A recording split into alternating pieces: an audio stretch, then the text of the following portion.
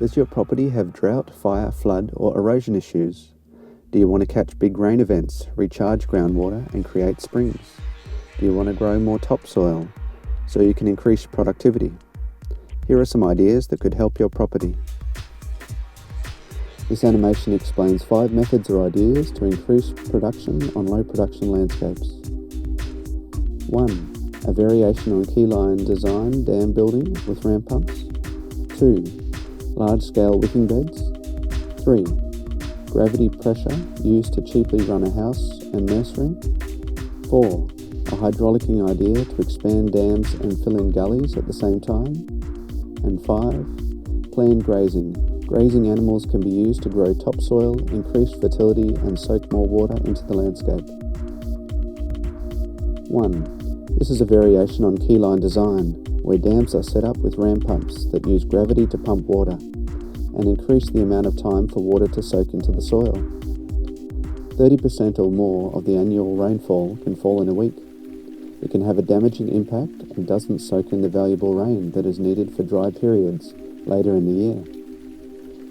Approximately 10% of water is pumped by a ram pump, while 90% is released by the pump as exhaust water. Rain falls and is collected by a swale on contour, where water first fills a dam and then backfloods into a swale. Water then soaks in the ground in the swale and recharges groundwater and creates springs.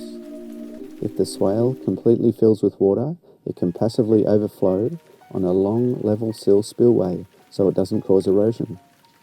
The length of the spillway is calculated to handle the maximum 24-hour rain event.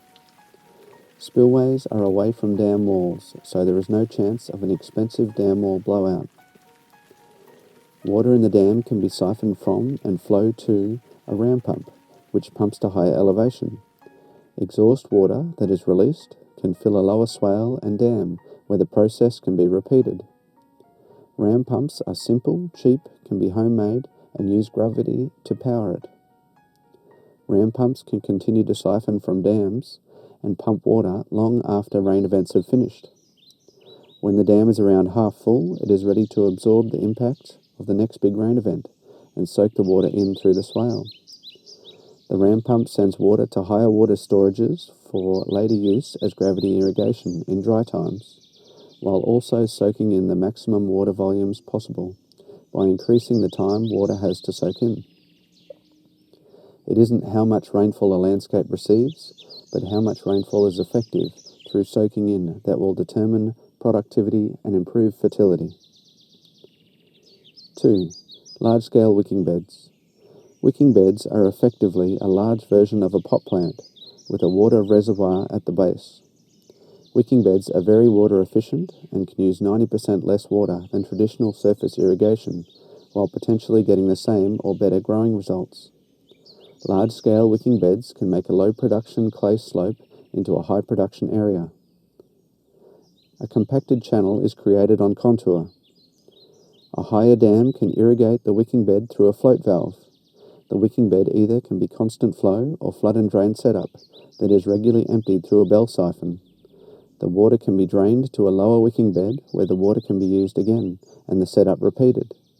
The benefit is that there is no ongoing water or pumping costs.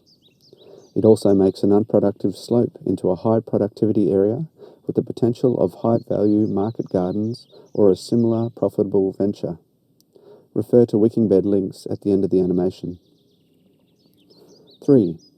Gravity water pressure can be used to cheaply supply water to a nursery or house. Gravity water pressure means that water pumps are not needed.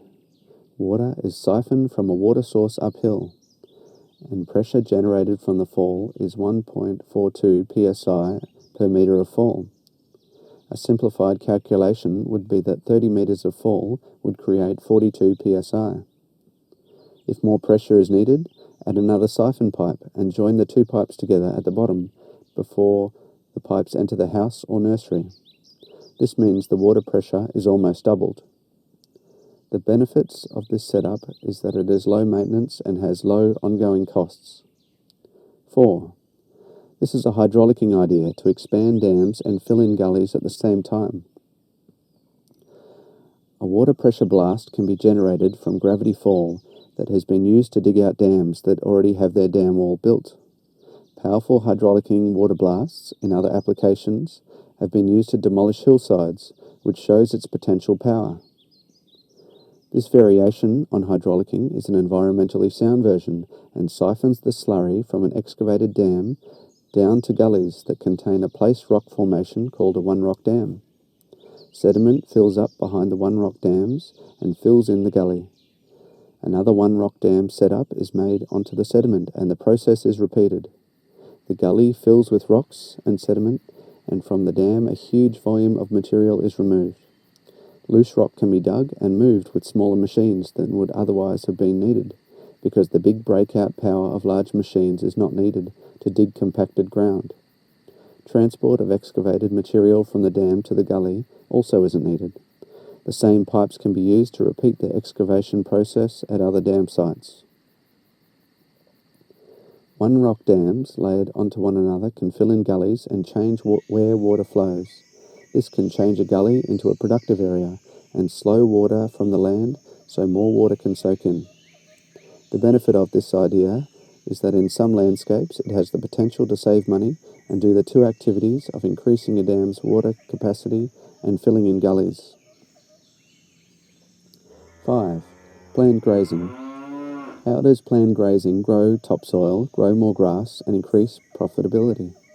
What is the difference between planned grazing and keeping grazing animals in one big paddock? Set stocking.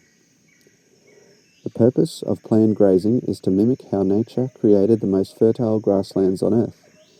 Bunched grazing animals move together to avoid predators and regularly move to fresh pasture. This meant that grasslands were heavily impacted by grazing animals and then had a long time period to recover. Moving animals, while grazing, knocked down grasses and plants that mulched and protected the soil and fed soil biology. They also manured and urinated, and that provided the fertilizer for rapid plant regrowth. Active soil life greatly increases soil structure and the amount of water that can soak in from rain. Grazing animals are usually bunched through using electric fencing that can be moved easily, regularly, and be adjusted in size to suit seasonal variations. Non-selective grazing bunched animals graze more aggressively and eat a wider variety of forages.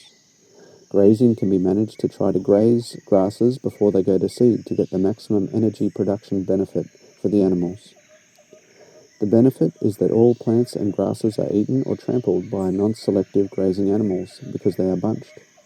The grasses with the widest growth tips grow back the fastest. This means that higher quality forage is grown. Set stocking, where livestock is not moved, means that grazing animals keep eating the highest energy grasses until they're gone, and leave a pasture with mostly weeds.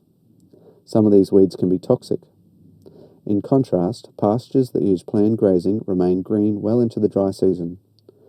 Livestock managed with planned grazing can graze more animals on pasture, have higher profits per acre, while also increasing water infiltration and soil fertility.